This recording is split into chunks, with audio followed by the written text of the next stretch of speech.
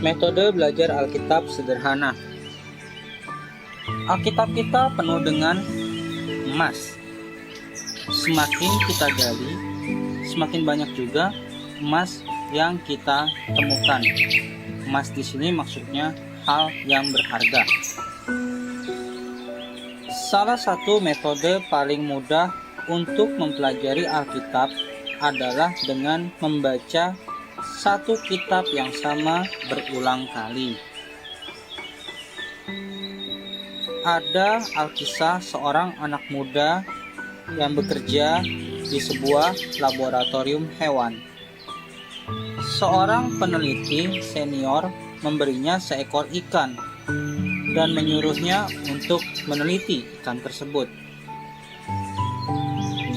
Setelah pemuda ini selesai mempelajari ikan tersebut dan menyerahkan laporannya kepada seniornya, ternyata seniornya memberikan ikan yang sama untuk diteliti lagi. Menariknya adalah pemuda tersebut menemukan fakta baru tentang ikan tersebut di dalam penelitiannya yang kedua. Seniornya terus memberinya tugas untuk meneliti ikan yang sama sampai berkali-kali. Demikian juga setiap kali mengulang penelitiannya, pemuda ini selalu menemukan hal yang baru dari ikan yang sama tersebut. Begitu juga jika kita terus menggali bacaan yang sama berulang kali waktu membaca Alkitab. Ada beberapa tips dari saya. Yang pertama, cobalah baca dengan terjemahan yang berbeda seperti BIMK, Bahasa Indonesia Masa Kini, ILT, Indonesia Literal, PMD, versi mudah dibaca, dan lain-lain. Yang kedua, mulailah dari kitab yang tidak terlalu sulit dan tidak terlalu panjang seperti kitab Tesalonika, Amsal, dan untuk yang mau memulai membaca Alkitab dari awal, alangkah baiknya dimulai dari Perjanjian Baru dan disertai dengan Amsal ataupun Mazmur. Yang ketiga, akan lebih baik jika kita langsung membaca satu kitab sekaligus, terutama untuk kitab seperti kitab surat-surat. Hal-hal lain bisa juga dengan kita membaca satu perikop dan kita compare dengan perikop yang lain. Seorang teolog pernah mengatakan sebenarnya mempelajari Alkitab tidak selalu dibutuhkan otak yang sangat cerdas, tapi diharapkan menggunakan rasio juga. Bahkan para rasul seperti Petrus dan Yohanes bukanlah dari kalangan orang terpelajar. Jadi kita semua pasti bisa jika kita mau belajar. Silakan share ke teman-teman yang membutuhkan kalau terberkati. Jika ada pertanyaan, silakan komen atau DM di IG ini. Jesus bless you all. Bye-bye.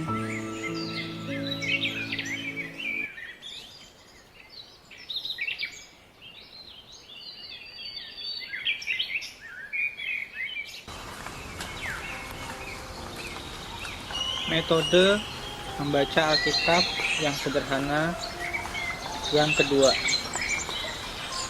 Pada postingan sebelumnya, kita sudah membahas tentang metode baca berulang.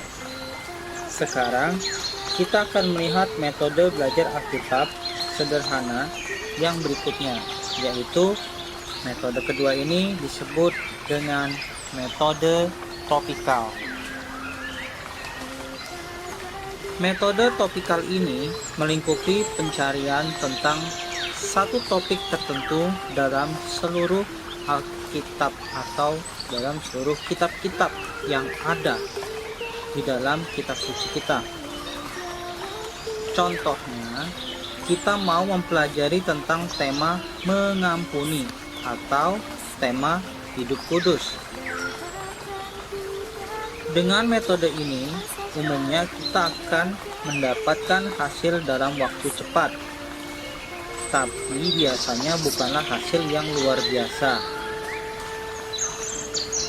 Namun metode ini punya bahayanya sendiri. Umumnya orang yang puas dengan metode topikal akan cenderung tidak mau menggunakan metode belajar Alkitab lainnya. Padahal metode ini tidak memungkinkan kita mendapat pengetahuan Alkitab yang luas dan menyeluruh. Bahayanya yang lain atau bahaya lainnya adalah kebanyakan orang cenderung mengulang mempelajari topik yang sama terus-menerus. Hal ini akan menghasilkan orang yang kuat di satu topik tersebut, tapi mungkin cenderung menelantarkan topik penting lainnya. Hal yang perlu kita ingat adalah kita tidak akan pernah mengetahui satu kebenaran topik dengan benar sampai kita mengetahui hubungan antara topik tersebut dengan kebenaran topik lainnya. Hal penting lainnya yang perlu diingat dalam memakai metode topikal yang pertama adalah ketika mempelajari topik apapun, jangan pernah terpaku hanya menyelidiki bagian Alkitab tertentu saja, tapi carilah sebanyak mungkin tulisan di Alkitab tentang topik itu. Kedua, metode topikal sering disalahgunakan dengan cara mengambil ayat terlepas dari konteksnya atau dari konteks yang ada. Pemakaian metode topikal seperti ini jelas berbahaya. Saya sendiri percaya metode ini merupakan metode belajar Alkitab sederhana yang luar biasa. Tetapi ini bukanlah metode belajar Alkitab yang bisa dipakai sendirian tanpa kita belajar Alkitab dengan metode lainnya.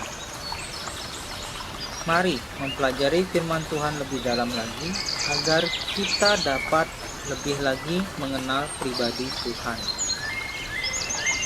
Silakan share ke teman yang membutuhkan kalau terberkati. Jika ada pertanyaan silakan komen atau DM ya. Jesus bless you all.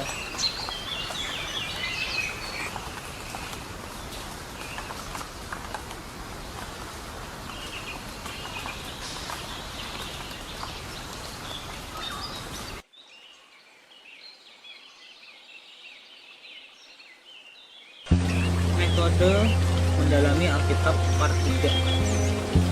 Pada postingan sebelumnya sudah menjelaskan tentang dua metode belajar Alkitab sederhana. Sekarang yuk kita coba lihat metode ketiga. Metode ketiga ini disebut metode biografikal.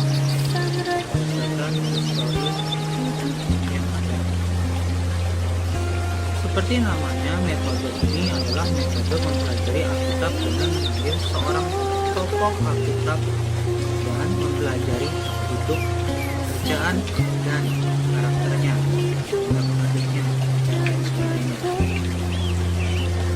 Metode ini adalah bentuk spesial dari metode vertikal yang sebelumnya saya bahas di postingan metode belajar Alkitab sederhana part 2. Ini bisa dibilang metode belajar Alkitab yang paling menarik dan juga efektif. Kumpulkanlah sebuah bacaan di Alkitab tentang tokoh yang akan dipelajari. Alkitab elektronik sangat memudahkan kita karena ada fitur search atau pencarian. Langkah-langkah yang perlu dilakukan bisa kita ambil, yaitu selidikilah karakter mereka. Kedua, catat kekuatan dan kesuksesan mereka. 3. Catat atau analisa kelemahan dan kegagalan mereka. 4. Catat atau analisa bagaimana mereka berhasil menghadapi masalah mereka. 5. Catat bantuan yang mereka dapat dalam mencapai kesuksesan.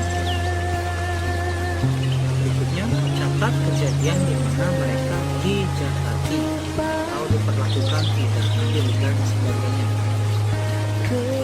Berikutnya, catat kesempatan baik yang mereka sia-siakan atau yang mereka lewatkan.